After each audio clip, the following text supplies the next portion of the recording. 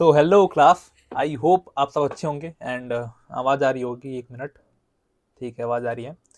I hope आप सब अच्छे होंगे एंड आज हम करने जा रहे हैं minerals and energy resources chapter. आपका क्लास 12th ज्योग्राफी का ये चैप्टर है, हमारा नेक्स्ट चैप्टर है।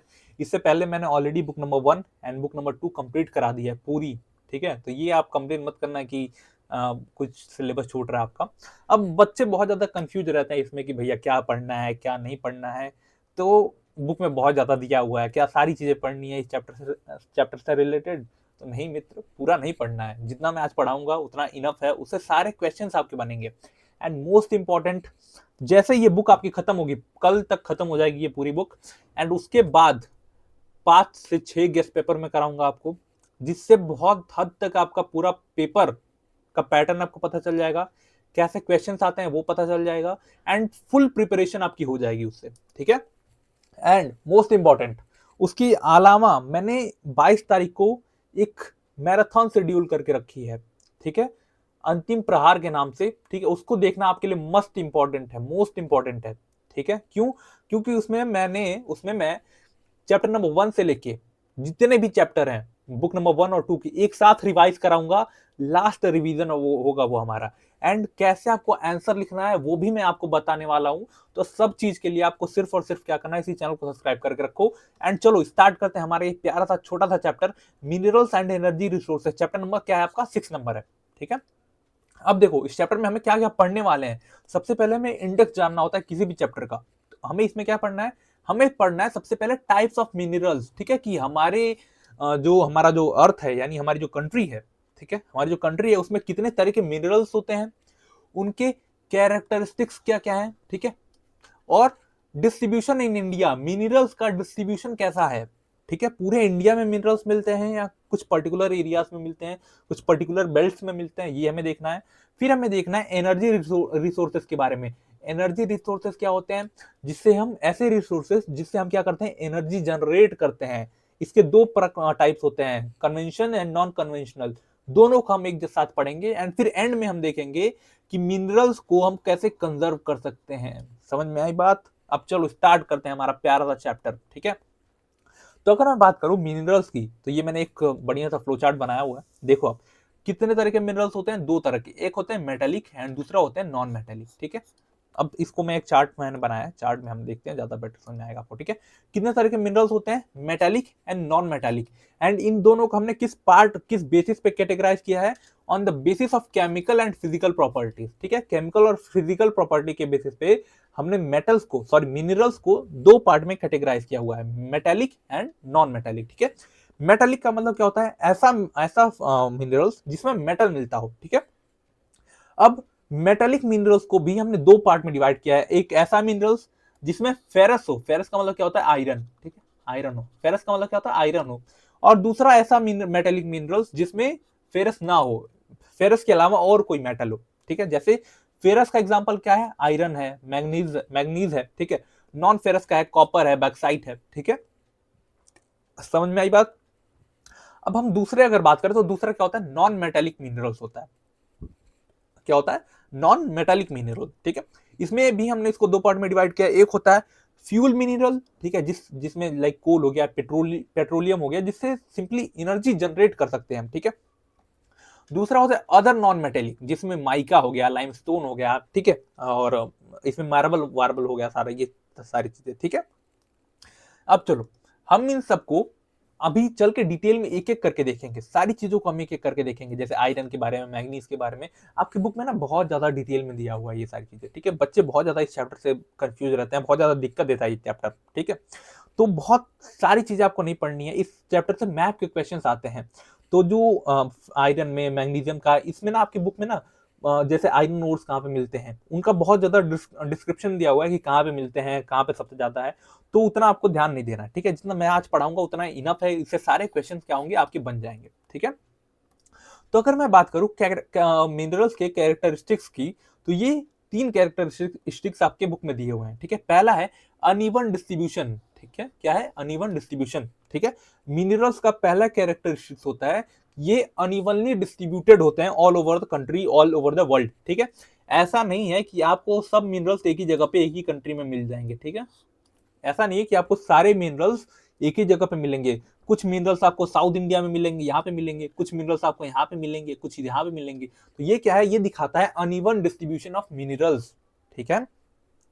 दूसरा कैरेक्टरिस्टिक्स क्या होता है, inverse quality and quantity nature, ठीक है। Inverse quality and quantitative nature, इसका मतलब क्या होता है, देखो कोई मेटल, सॉरी कोई मिनरल्स अगर बहुत ज्यादा प्रीसियस है, ठीक है, उसकी क्वालिटी बहुत अच्छी है, तो वो क्वांटिटी वाइज बहुत कम होगा, ठीक है। क्या होगा, क्वांटिटी वाइज बहुत कम होगा। फॉर एग्जाम्पल अगर मैं बात करूं कोई बहुत प्रीसियस मेटल है, ठीक है, कोई मिनरल है, बहुत ज्यादा प्रीसियस मिनरल है, बहुत ज्यादा डिमांड है उसकी, तो क्या होगा, उसका जो क्वालिटी हो क्वांटिटी होगा वो बहुत कम होगा नेचर में, ठीक है। फॉर एग्जाम्पल कोल है, कोल की कोई वो नहीं है, वैल्यू नहीं है, बहुत उसका उसका जो क्वालिटी है बहुत ज्यादा है, क्वांटिटी बहुत ज्यादा है, क्वालिटी क्या है, बहुत कम है। क्वालिटी वाइज कोई भी वो ऐसा नहीं है कि बहुत ज्यादा अच्छा मेटल है, ठीक है, या फिर बहुत ज्यादा हम उसको यूज करते हैं, ठीक है, बहुत ज्यादा वो उसका यूज भी नहीं होता है, एंड उसके अलावा भी आजकल बहुत ज्यादा रिसोर्सेज आ गए हैं। तो देखो यहाँ पे क्या हमें पता चला, यहाँ पे जो कोल है, ठीक है, कोल है, इसका जो क्वालिटी है, ठीक है, क्वालिटी क्या है, कोई बहुत ज्यादा हाई नहीं है, इसकी बहुत ज्यादा डिमांड भी नहीं है, ठीक है। तो क्वालिटी क्या है, इसकी बहुत ज्यादा लो है, ठीक है। अब अगर इसकी क्वालिटी लो है तो इसकी डिमांड क्या है, इसकी क्वांटिटी क्या होगी, क्वांटिटी क्या होगी, इसकी हाई होगी, ठीक है, बहुत ज्यादा मात्रा में मिलेगा, ठीक है। समझ में आई बात, ये आप रिलेट कर सकते हो कि जिसकी बहुत ज्यादा डिमांड होती है ना वो बहुत कम होता है, ठीक है। ये सिंपली आप रिलेट करो। फॉर एग्जाम्पल कोई ऐसा सब्जेक्ट है, ठीक है, जिसकी बहुत ज्यादा डिमांड है, बहुत ज्यादा डिमांड है, ठीक है, कोई ऐसा नया सिलेबस सब्जेक्ट निकल के आया है जिसकी बहुत ज्यादा डिमांड है, तो उसके जो टीचर्स होंगे बहुत कम होंगे, ठीक है। तो वही वाइड रिलेशन है, क्वालिटी और क्वांटिटी में इनवर्स रिलेशन है, ठीक है।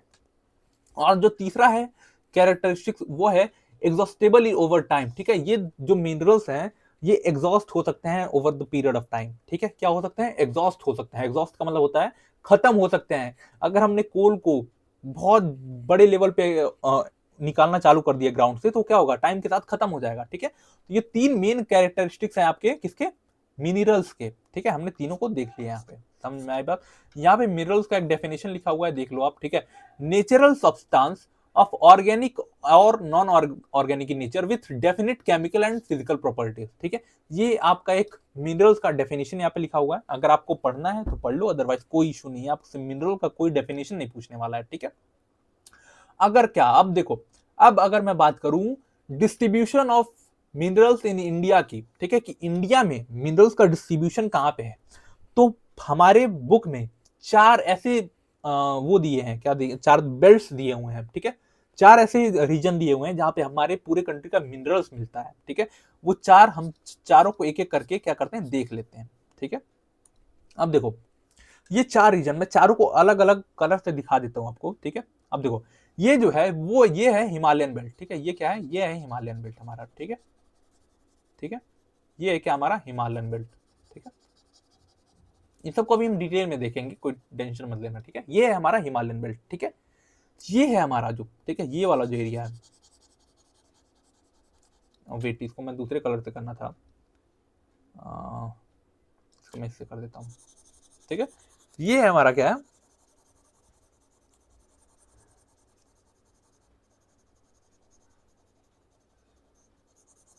बीच में बांग्लादेश है, इसको मत गिनना। ये हमारा क्या है, ये नॉर्थ ईस्टर्न प्लेटू है।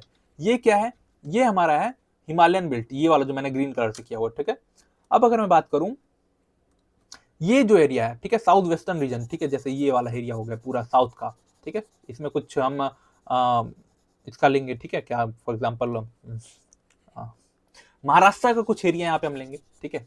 एंड ये जो एरिया है इसको हम क्या बोलते हैं, साउथ वेस्टर्न प्लेटू रीजन इसको हम बोलते हैं, ठीक है। ये कौन सा बेल्ट है, साउथ वेस्टर्न प्लेटू रीजन है, ठीक है।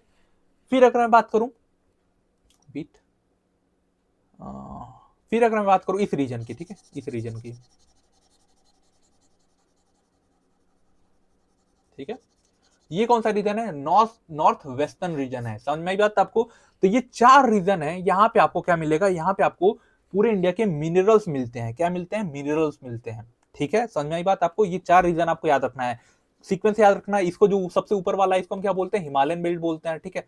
फिर ये जहाँ पे हमारा झारखंड है, जिसमें झारखंड है, उड़ीसा है, छत्तीसगढ़ है, वेस्ट बंगाल है, इसको हम क्या बोलते हैं, नॉर्थ ईस्टर्न प्लेटूज बोलते हैं, ठीक है, नॉर्थ ईस्टर्न प्लेटू रीजन, ठीक है। फिर जो साउथ वाला है वो क्या है, साउथ वेस्टर्न प्लेटू रीजन है, ठीक है।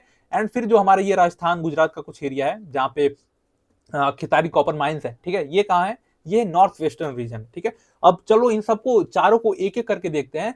एंड यहाँ पे ये भी हम देखते हैं कि इन चारों बेल्ट्स में कौन कौन से मिनरल्स मिलते हैं, एंड इसमें क्या हो सकता है, इसमें सबसे ज्यादा कौन सा मिनरल्स मिलता है, एंड इसकी वीकनेस क्या क्या है, सारी चीजें हम चलो देखते हैं, ठीक है। अब देखो यहाँ क्वेश्चन देखो, ठीक है। अगर मैं नॉर्थ वेस्टर्न प्लेटू, नॉर्थ ईस्टर्न प्लेटू की बात करूं, ये हमारा कौन सा पहला है, नॉर्थ ईस्टर्न प्लेटू, वही जो हमारा वेस्ट बंगाल है, झारखंड है, उड़ीसा वाला, ये सारा रीजन है, ठीक है। ये क्या है, इसमें एक छोटा नागपुर प्लेटू है, ठीक है, छोटा नागपुर प्लेटू है झारखंड में, ठीक है। ये बहुत रिच वो है, ठीक है, बहुत ज्यादा रिच है मिनरल वाइज, यहाँ पे बहुत ज्यादा मिनरल्स मिलते हैं आपको, ठीक है। फिर उड़ीसा प्लेटू है, वेस्ट बंगाल है, छत्तीसगढ़ है, ठीक है, ऐसे प्लेटूज यहाँ पे एग्जिस्ट करते हैं नॉर्थ ईस्टर्न प्लेटूज के रीजन में। यहाँ पे हमें क्या देखने को मिलता है, यहाँ पे हमें देखने को मिलता है diversification of minerals, diversification of minerals, क्या मिलता है, डाइवर्सिफिकेशन ऑफ मिनरल्स का मतलब क्या होता है, सुनो समझो बात को। डाइवर्सिफिकेशन ऑफ मिनरल्स का मतलब होता है कि यहाँ पे कई तरह के मिनरल्स मिलते हैं, डाइवर्स तरीके के मिनरल्स मिलते हैं, अलग अलग तरीके के मिनरल्स इस रीजन में मिलते हैं हमें, ठीक है। अगर मैं साउथ वेस्टर्न प्लेटूज की बात करूं, साउथ वेस्टर्न प्लेटू क्या था, वही जो हमारा साउदर्न कंट्री स्टेट्स हैं, जैसे तमिलनाडु हो गया, कर्नाटका हो गया, ठीक है, महाराष्ट्र हो गया, गोवा हो गया, ये सारी चीजें, ठीक है। तो ये कहाँ पे एक्सटेंड है, कर्नाटका में, गोवा में, केरला में, तमिलनाडु में, ठीक है। यहाँ पे रिच इन फेरस मेटल्स, जो हमने मेटल्स के टाइप देखे थे ना, फेरस मेटल वाला, हमने क्या किया था, मिनरल्स को दो पार्ट में डिवाइड किया था, मेटेलिक, नॉन मेटेलिक। मेटेलिक को जिसमें मेटल्स होते हैं, एंड मेटल्स वालों को हमने दो पार्ट में डिवाइड किया था, एक जिसमें फेरस हो यानी आयरन, एक जो नॉन फेरस हो, ठीक है। तो यहाँ पे जो फेरस मिनरल्स होते हैं वो बहुत ज्यादा मिलते हैं, जैसे बक्साइट, ठीक है।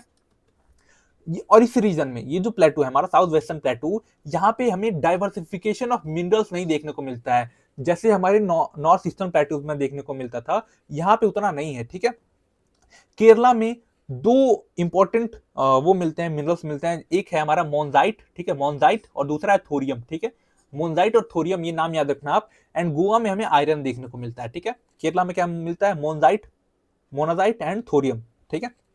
अब देखो तीसरा अगर हम बात करें, हमारा बेल्ट है हमारा नॉर्थ वेस्टर्न रीजन, ठीक है। जब मैं बोर्ड्स का एग्जाम दे रहा था, तो इस चैप्टर से मैंने बस यही यही जो ये तीन चार टैटूज, ये प्लेट्स हैं, प्लेट्स बोल रहा हूँ, बेल्ट हैं, यही मैं बस पढ़ के गया था, उस पूरा चैप्टर में स्किप करके चला गया था, ठीक है। तो आज जब मैं आपके लिए लेक्चर बनाया, तो फिर मैंने ये पूरा चैप्टर फिर डिटेल में देखा, एनसीईआरटी देखी, नई एनसीईआरटी खोल के रखी, उसके बाद मैंने ये पूरा लेक्चर प्लान किया है, ठीक है। तो मेरी वाली गलती मत करना आप, ठीक है। आप स्टार्टिंग से सारी चीजें पढ़ के रखो, आपको ये हेल्प करेंगी आगे जब आप फर्दर स्टडीज करोगे सिविल सर्विसेज के लिए, या फिर एसएससी के लिए, बैंकिंग के लिए, किसी भी एग्जाम के लिए, तो वहां पे आपको ये सारी चीजें हेल्प करती हैं, ठीक है। तो अगर मैं नॉर्थ वेस्टर्न रीजन की बात करूं, तो ये अरावली रेंजेस के अलोंग एग्जिस्ट करती हैं, ठीक है। अरावली रेंजेस कहाँ पे आती है, मैं आपको बताता हूँ, ठीक है, आपको पता होना चाहिए, यहाँ पे बवाल भी हुआ था इस चीज को लेकर, ठीक है। अरावली रेंजेस कहाँ पे आती है, मैं आपको दिखाता हूँ, ठीक है। यहाँ से हमारी दिल्ली से स्टार्ट होती है, ठीक है, दिल्ली से यहाँ पे स्टार्ट होती है, ऐसे ऐसे आते यहाँ तक जाती है, हरियाणा तक, दिल्ली से लेके दिल्ली, राजस्थान, दिल्ली, हरियाणा, राजस्थान, गुजरात, ये जो पूरा बेल्ट है ये, ठीक है, ये क्या है, ये हमारा अरावली रेंजेस हैं, ये जो ब्लैक कलर की बेल्ट है, ठीक है, क्या है ये, अरावली, अरावली रेंजेस है, ठीक है। तो ये जो हमारा नॉर्थ वेस्टर्न रीजन वाला, जो नॉर्थ वेस्टर्न बेल्ट जो है हमारा, ये क्या है, ये इसी अरावली के अलोंग एग्जिस्ट करता है, ठीक है, राजस्थान और गुजरात में, ठीक है, राजस्थान और गुजरात में, ठीक है। राजस्थान में बिल्डिंग स्टोन, जैसे मार्बल हो गया, जैसे लाइमस्टोन हो गया, ठीक है, राजस्थान में ये सारी चीजें मिलती हैं, ठीक है। और गुजरात भी जाना जाता है अपने रिच मिनरल डिपॉजिट्स के लिए, ठीक है, समझ में बात आपको। अब देखो एक है हमारा हिमालयन बेल्ट, आपकी बुक में तीन बेल्ट का बहुत ज्यादा डिटेल में जिक्र किया हुआ है, इसी तीन बेल्ट को लिखा हुआ भी है, नॉर्थ ईस्टर्न प्लेटू, साउथ वेस्टर्न प्लेटू और नॉर्थ वेस्टर्न रीजन, ठीक है। हिमालयन बेल्ट आपको एंड में दिया हुआ है, बट ये भी एक बेल्ट है जहां पे हमें क्या मिलता है, कॉपर मिलता है, लेड मिलता है, जिंक मिलता है, कोबाल्ट मिलता है, टंगस्टन मिलता है, ठीक है। यहाँ पे ये सारी चीजें आपको मिलती हैं, ठीक है, तीन चार आपको नाम दिए हुए हैं, आपको याद रखो इसको, ठीक है। अब चलो प्लीज 2 मिनट दे दो, मैं आपको समझा देता हूँ। अब बोर्ड्स के लिए आप प्रिपरेशन कर रहे हो तो उसके लिए मैं आपकी हेल्प कर रहा हूँ पूरा अच्छे से जितना आपको दिख रहा है, ठीक है। अब देखो सीयूईटी में एग्जाम आने वाले हैं, ठीक है, कैसे आपको अच्छा कॉलेज मिलेगा, कौन से कॉलेज में एडमिशन लेना है, कैसे पढ़ाई करनी है, नोट्स कहाँ मिलते हैं, पीवाईक्यूज कहाँ पे मिलते हैं, मॉडल पेपर कहाँ पे मिलते हैं, ठीक है, मोस्ट इंपॉर्टेंट क्वेश्चंस कहाँ पे मिलेंगे, सारी चीजें भाई आपको इसी चैनल पे मिल जाएंगी।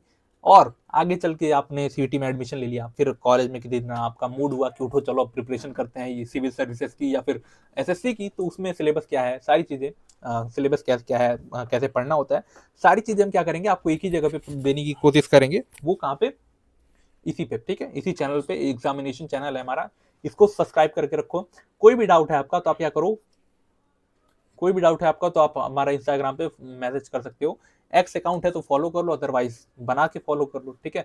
अगर कोई भी क्विजेस चाहिए, नोट्स चाहिए, तो आप क्या कर सकते हो, हमारा जो टेलीग्राम चैनल है वहां पे जाके ज्वाइन कर लो इसको, ठीक है।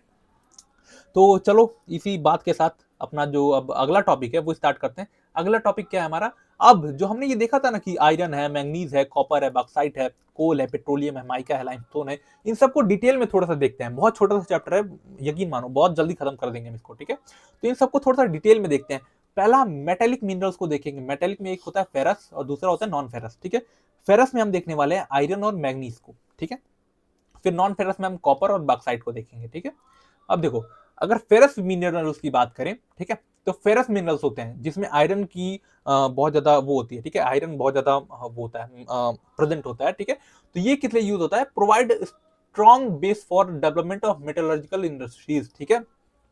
इसका मतलब हुआ जो मेटलर्जिकल इंडस्ट्रीज हैं जहां पे मेटल का यूज किया जाता है कुछ चीज बनाने के लिए, वहां पे बहुत ज्यादा फेरस मिनरल्स का यूज किया जाता है, ताकि वहां पे स्ट्रांगनेस बनी रहे। स्ट्रांग बनाने के लिए हम क्या यूज करते हैं, फेरस मिनरल्स का यूज करते हैं, ठीक है। एंड इंडिया फेरस मिनरल्स के मामले में लीडिंग है, एक one of the top producer भी है एंड रिजर्वर भी है। हमारे यहाँ बहुत ज्यादा रिजर्व भी है फेरस मिनरल्स के, एंड हम बहुत बड़े लेवल पे प्रोड्यूस भी करते हैं फेरस मिनरल्स को, ठीक है।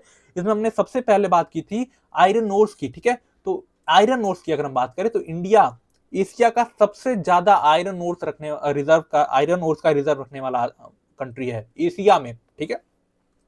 दो तरीके के आयरन ओर्स होते हैं, पहला होता है हेमेटाइट एंड दूसरा होता है मैग्नीटाइट, ठीक है। पहला क्या होता है, हेमीटाइट होता है, ठीक है, हेमीटाइट होता है। दूसरा क्या होता है, मैग्नीटाइट होता है। ये दोनों क्या है, आयरन ओर्स के इंपॉर्टेंट टाइप्स हैं, ठीक है। दो टाइप होते हैं, हेमीटाइट और मैग्नीटाइट, ठीक है।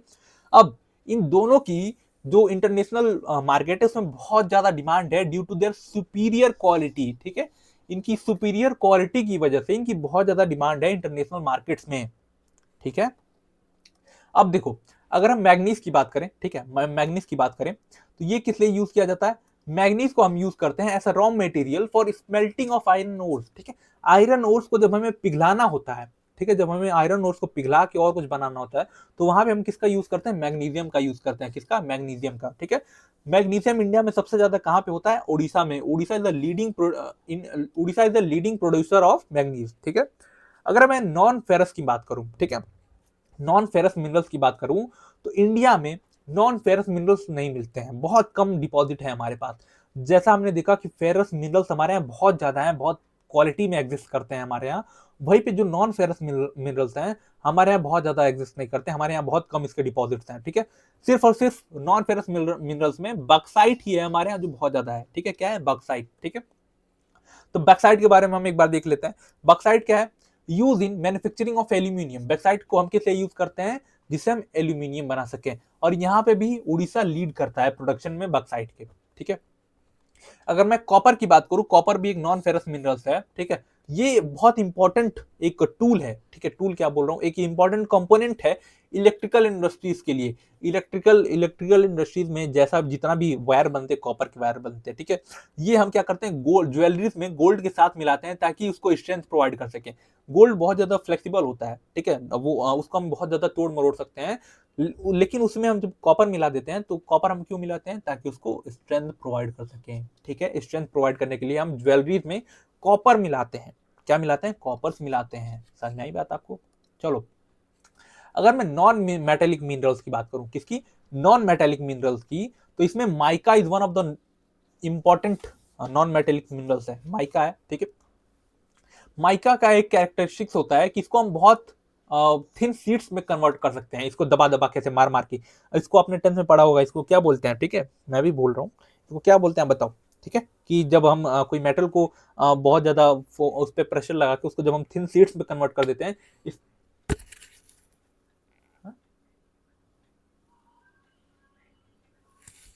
ठीक है, तो इसको क्या बोलते हैं वो आप बताओ, ठीक है।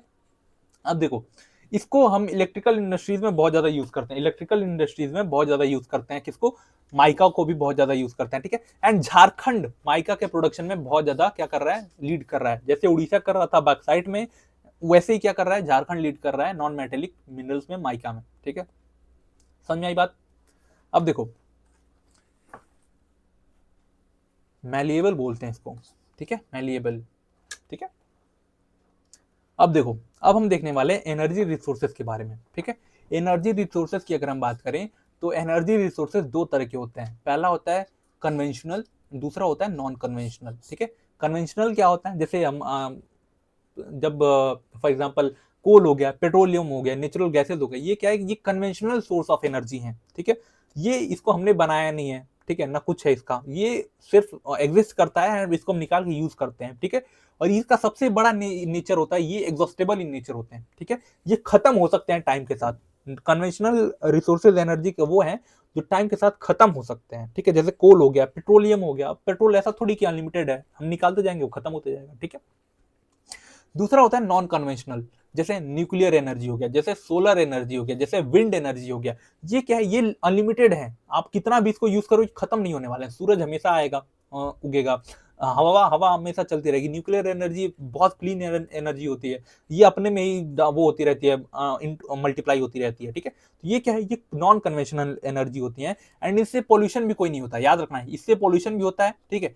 पहला नेचर क्या है, एग्जॉस्टेबल होते हैं, दूसरा क्या है, ये पोल्यूशन बहुत ज्यादा करते हैं, ये क्या है, ये एग्जॉस्टेबल नहीं है, ये रिन्यूएबल है, एंड दूसरा क्या है, ये कोई भी पोल्यूशन नहीं करती है, पोल्यूशन फ्री है, ठीक है। इन दोनों को हम थोड़ा सा डिटेल में चल के देख लेते हैं, ठीक है। डिटेल में क्या देखेंगे, मैंने डिटेल में बता ही दिया सारी चीजें, जैसे पेट्रोलियम हो गया, पेट्रोलियम गैस हो गया, जिसको हम फॉसिल फ्यूल भी बोलते हैं, ये एग्जॉस्टेबल इन रिसोर्सेज हैं, ठीक है, एग्जॉस्टेबल रिसोर्स हैं, ये खत्म हो सकते हैं, ठीक है। अगर मैं नॉन कन्वेंशनल रिसोर्सेज की बात करूं तो जैसे सोलर हो गया, विंड हो गया, बायोमास हो गया, ठीक है, मोर इक्विटेबली डिस्ट्रीब्यूटेड, ठीक है, ये हर जगह पे लगाया जा सकते हैं। अब सोलर ऐसा थोड़ी कि रेगिस्तान में आप लगा दोगे तो प्लेन्स में नहीं लगा पाओगे, आप प्लेन्स में लगा दोगे तो पहाड़ों पे नहीं लगा पाओगे, ये तो आप हर जगह लगा सकते हो ना, ये जहां पे आप मन करे वहां पे लगा दो, ठीक है। इसको हम इक्वली डिस्ट्रीब्यूट कर सकते हैं, जैसा कि हमने देखा था मिनरल्स इक्वली डिस्ट्रीब्यूटेड नहीं है, बट जो नॉन कन्वेंशनल रिसोर्सेज है एनर्जी के, इसको हम इक्वली डिस्ट्रीब्यूट कर सकते हैं। ये इन्वायरमेंटली जो फ्रेंडली, इन्वायरमेंट फ्रेंडली भी होते हैं, ठीक है, इसमें कोई भी पोल्यूशन नहीं होता है, एंड चीप इन नेचर होते हैं, ठीक है, इनका लगाने में बहुत ज्यादा पैसा नहीं होता। अभी आप देखोगे पेट्रोलियम निकालने में, ठीक है, जैसे हम फॉर एग्जांपल कोई पेट्रोलियम निकालते हैं तो पेट्रोलियम डायरेक्ट थोड़ी निकलता है, वो किस फॉर्म फॉर्म में निकलता है, क्रूड फॉर्म में निकलता है, ठीक है, क्रूड फॉर्म में निकलता है, ठीक है। तो उस क्रूड को हमने उसको फिर हम क्या करते हैं, उसको फिल्टर करते हैं, उससे पेट्रोल अलग करते हैं, डीजल अलग करते हैं, केरोसिन अलग करते हैं, सारी चीजें अलग करते हैं, ठीक है। तो बहुत ज्यादा पैसा लगता है, वही और क्या यूज करते हैं उसका, फिर उससे एनर्जी बनाते हैं, उससे बड़े आप क्या करो, विंड विंड एनर्जी का यूज करो, सोलर एनर्जी का यूज करो, ये क्या है, ये बहुत ज्यादा इन्वायरमेंट फ्रेंडली भी है, और बहुत ज्यादा इसमें पैसा भी नहीं लगना, एक बार का है, आप 10 साल तक यूज करते रहो, एक बार पैसा इन्वेस्ट करो, 10 साल तक यूज करो, बस सोलर पैनल को साफ करते रहना, गर्दा ना जम जाए उसमें, ठीक है। तो थोड़ा सा हम जब सबको ना डिटेल में थोड़ा सा देख लेते हैं, क्यों, क्योंकि इससे क्वेश्चन एक बार पीवाईक्यू में मैंने देखा है इस बार, ठीक है। एंड जब मैं कराऊंगा, ठीक है, जब मैं इसका कराऊंगा आपको क्या बोलते हैं उसका गेस्ट पेपर कराऊंगा, तो उस टाइम में मैं कोशिश करूंगा कि जितने भी ये टॉपिक्स हैं जिसको बच्चे बहुत ज्यादा इग्नोर करते हैं, उन टॉपिक को थोड़ा सा मैं उसमें ऐड करूं, जाकि ताकि क्या हो सके, सारी चीजें खत्म हो सके, ठीक है, सारी चीजें कवर हो सके आपका, ठीक है। अब कोल की अगर बात करें तो कोल किस लिए यूज करते हैं, टू जनरेट थर्मल पावर, ठीक है। Jharkhand Bengal copper belt, Jharkhand Bengal copper belt, coal belt में ये मिलता है, ठीक है, झारखंड बंगाल कोल बेल्ट। अब ये कौन सा बेल्ट है आप बताओगे, अभी हमने बात की थी, यहाँ पे देखो, यही बेल्ट है ना झारखंड का, यही बेल्ट है ना झारखंड का, वेस्ट बंगाल का, ठीक है। तो यहाँ पे क्या मिलता है, यहाँ पे कोल मिलता है, ठीक है, कोल मिलता है, कोल कहाँ मिलता है, नॉर्थ ईस्टर्न प्लेटूज में मिलता है, याद रखना आप, ठीक है। समझ में आई बात, अब कहाँ पे थे हम, ठीक है, यहाँ पे थे, ठीक है। झारिया, ठीक है, झारिया एक लार्जेस्ट कोल फील्ड है, ठीक है, झारिया कहाँ पे लार्जेस्ट कोल फील्ड है। एंड इसके बाद रानीगंज, ठीक है, रानीगंज में भी ठीक है। सबसे पहले कौन सा है, झारिया कोल फील्ड है, और दूसरे नंबर पे क्या है, रानीगंज है, जहां पे सबसे ज्यादा कोल प्रोडक्शन होता है यहाँ पे, ठीक है। अगर मैं पेट्रोलियम की बात करूं, ठीक है, पेट्रोलियम की बात करो तो इंटरनल कंबक्शन इंजन में यूज होता है, ठीक है। पेट्रोलियम की बात करो तो कहाँ यूज होता है, इंटरनल कंबक्शन इंजन में यूज किया जाता है, ठीक है। फॉर एग्जांपल जैसे गाड़ी हो गई, जैसे प्लेन्स हो गए, यहाँ पे क्या होता है, जो इंजन है वो खुद को चलाने के लिए क्या करता है, फ्यूल को कंजम करता है, ठीक है, उसको जलाता है तब वो चल पाता है, ठीक है। तो ऐसी जगह पे जहाँ पे इंजन यूज करते हैं फ्यूल को ताकि वो चल पाए, उसी को क्या वहां पे यूज होता है पेट्रोलियम, ठीक है। Oil and natural gas commission setup होता है 1956 में, ठीक है। किस लिए, फॉर सिस्टमैटिक प्रोडक्शन, ठीक है, for systematic production of what, for systematic production of petroleum, ठीक है। Digboi in Assam was only oil producing region till then, ठीक है। अब देखो 1956 तक सिर्फ और सिर्फ 1956 तक सिर्फ और सिर्फ एक ही रीजन था जहां से हम ऑयल को प्रोड्यूस करते थे, जैसे जो था डिगबोई, ठीक है, DIGBOI, असम में एक रीजन है जहां पे सिर्फ हम ऑयल प्रोडक्शन करते थे। फिर 1956 में क्या होता है, हम एक कमीशन सेटअप करते हैं जिसका नाम होता है oil and natural gas commission, ठीक है। इसके बाद से ये इस कमीशन का काम क्या था, for systematic production of petroleum, ठीक है। उसके बाद हम क्या करते हैं, अपना जो ऑयल प्रोडक्शन है, पेट्रोलियम प्रोडक्शन, उसको और ज्यादा डाइवर्सिफाई करते हैं एंड अलग अलग रीजन में हम एक्सप्लोरेशन करते हैं, ठीक है। अगर मैं नेचुरल गैस की बात करूं तो इसके लिए भी एक अथॉरिटी है जिसका नाम है natural gas authority of India limited, GAIL, ठीक है, gas authority of India limited, जो सेटअप की गई थी 1984 में, ठीक है। एक पब्लिक अंडरटेकिंग ऑफिस वो है, ठीक है, अथॉरिटी है, to transport and market natural resources, ठीक है। किस लिए बनाई गई है, to transport and market natural gases, ठीक है, ट्रांसपोर्ट और मार्केट करने के लिए नेचुरल गैसेस को, ठीक है। अब देखो, अगर मैं न्यूक्लियर एनर्जी की बात करूं, ये क्या है, नॉन कन्वेंशनल है, क्या है, नॉन कन्वेंशनल। अभी तक हम क्या देख रहे थे, अभी तक हमने सारी कन्वेंशनल चीजें देखी हैं, जैसे पेट्रोलियम हो गया, जैसे कोल हो गया, नेचुरल गैसेस हो गया। अब हम नॉन कन्वेंशनल एनर्जीज को थोड़ा डिटेल में देखने जा रहे हैं, ठीक है। जैसे न्यूक्लियर एनर्जी हो गई, इसको न्यूक्लियर एनर्जी को जलाने के लिए दो मिनरल्स बहुत इंपॉर्टेंट है, जो पहला है एक यूरेनियम और दूसरा है थोरियम, ठीक है। इन दोनों मिनरल्स का यूज किया जाता है जनरेट करने के लिए न्यूक्लियर एनर्जी, ठीक है। एक कमीशन बनाया गया था, एटॉमिक एनर्जी कमीशन 1948 में, ठीक है, याद रखना। फिर 1954 में atomic energy institute of Trombay बनाया गया था, बॉम्बे नहीं, ये ट्रॉम्बे है, याद रखना, ठीक है। और इसी को हमने 1967 में रीनेम्ड करके H Bhabha atomic research centre, Homi Jehangir Bhabha atomic research centre नाम दे दिया था, कब, 1967 में, ठीक है। इसको नाम हमने दिया है, बस याद रखना। अब हम आगे चलते हैं, अब हम अगला देखते हैं सोलर एनर्जी। सोलर एनर्जी क्या होती है, एक आपने देखा हो ना, ऐसा एक वो होता है, सोलर पैनल होता है, वहां पे ऐसे बॉक्सेस बने होते हैं, ठीक है, ऐसे बॉक्सेस बने होते हैं। वो क्या होते हैं, वो बॉक्सेस होते हैं फोटोवोल्टिक सेल होते हैं, उसमें क्या होते हैं, फोटोवोल्टिक सेल्स होते हैं, जो कि सन की एनर्जी कन्वर्ट करते हैं इलेक्ट्रिकल एनर्जी में। क्या होते हैं, वहां पे एक फोटोवोल्टिक सेल्स होते हैं जो सन की एनर्जी को कन्वर्ट कर देते हैं इलेक्ट्रिक एनर्जी में, ठीक है। ये कॉस्ट कॉम्पिटेटिव भी है, कॉस्ट वाइज भी बहुत कम है, इन्वायरमेंटल फ्रेंडली भी है, ठीक है, एंड बहुत इजी टू कंस्ट्रक्ट है, आपको बहुत ज्यादा बिल्डिंग बनाने की जरूरत नहीं, बिल्डिंग बना दी उसके ऊपर रख दो, ठीक है। ये 7% मोर इफेक्टिव देन कोल और ऑयल, ठीक है, इसकी जो एनर्जी है वो 7% मोर इफेक्टिव है देन कोल और ऑयल, ठीक है। अब देखो, विंड एनर्जी की बात करें तो एब्सोल्युटली पोल्यूशन फ्री है, इसमें कोई भी पोल्यूशन की जरूरत नहीं है, पोल्यूशन इससे क्रिएट ही नहीं होगा, ठीक है। इसमें क्या होता है, जो काइनेटिक एनर्जी होती है, ठीक है, ऑफ विंड, जो विंड की जो काइनेटिक एनर्जी है उसको हम टरबाइन के थ्रू, ठीक है, टरबाइन के थ्रू क्या करते हैं, इलेक्ट्रिकल एनर्जी में कन्वर्ट कर देते हैं, ठीक है। अब काइनेटिक एनर्जी क्या होती है, ये भाई आपने 9th में पढ़ा होगा, ठीक है, 9th में पढ़ा होगा काइनेटिक एनर्जी क्या होती है, मूवमेंट से जो जनरेट होती है काइनेटिक एनर्जी, ठीक है। जब फॉर एग्जांपल जो हवा चलती है तो ये क्या, ये इसका जो पंखा है ये घूमेगा, इससे क्या होगा, काइनेटिक एनर्जी जनरेट होगी। अब इसके अंदर क्या लगा होगा, एक टरबाइन लगा होगा, ठीक है। टरबाइन क्या करेगा, इसकी जो काइनेटिक एनर्जी है उसको जनरेट कर देगा, किसमें, इलेक्ट्रिकल एनर्जी में। आपने देखा होगा जब जनरेटर चल रहा होता है तो वो क्या करता है, घूम रहा होता है बहुत तेज, उससे क्या होता है, काइनेटिक एनर्जी जनरेट होती है, एंड फिर वो क्या करता है, काइनेटिक एनर्जी को क्या करता है, कन्वर्ट कर देता है इलेक्ट्रिकल एनर्जी में। समझ में आई बात आपको, ठीक है। तो ये पूरा चैप्टर खत्म हो गया, एक टॉपिक रह रहा है आपका, वो कौन सा टॉपिक है, वो हमारा कंजर्वेशन, ठीक है, हम कंजर्व कैसे कर सकते हैं, ठीक है। तो वही जो हमने स्टार्टिंग में पढ़ा हुआ था ना, Rio de Janeiro summit, our common future, वही सारी चीजें यहाँ पे, ब्रॉडलैंड रिपोर्ट के बारे में आपने पढ़ा था, ठीक है। सस्टेनेबल डेवलपमेंट हमें करना चाहिए, ठीक है। Use of scrap metals, scrap metals का मतलब क्या होता है? फॉर एग्जाम्पल आप मेटल से कुछ चीजें बना रहे हो, एंड मेटल से जब कुछ चीजें बनाते हो, फॉर एग्जाम्पल ये एक आपका क्या है, ये एक मेटल की शीट है, एंड इससे आपको एक तलवार बनानी है, क्या बनानी है, एक तलवार बनानी है, ठीक है, एक तलवार बनानी है, ऐसे तलवार नहीं, आइसक्रीम लग रहा है, बट ठीक है, ठीक है। तो आप क्या करोगे, इसको ऐसे काटोगे, क्या करोगे आप, इसको ऐसे काटोगे, क्या करोगे, इसको काट के ऐसे बनाओगे, ठीक है। तो ये जो वेस्ट है, ठीक है, ये जो जितना निकला, ठीक है, ये जो निकला, ये वाला जो पूरा पार्ट है, ये तो वेस्ट हो गया ना, अब क्या करोगे, इसको फेंक दोगे आप? तो फेंकना नहीं है, ये जो स्क्रैप है ना इसका, इसको आप मेल्ट करके और चीजें बनाने में हेल्प कर सकते हो। तो जितने भी मेटल्स हैं, ठीक है, जितने भी मिनरल्स हैं, उसका जो वेस्ट होता है, उसका जो स्क्रैप होता है, उसको भी आपको यूज करना होता है, ठीक है। आप जब ये रिन्यूएबल नहीं है, आप खत्म हो सकते हैं, तो आपको जितना आपको इसको यूटिलाइज कर पाओ, उसको यूटिलाइज करना चाहिए, ठीक है।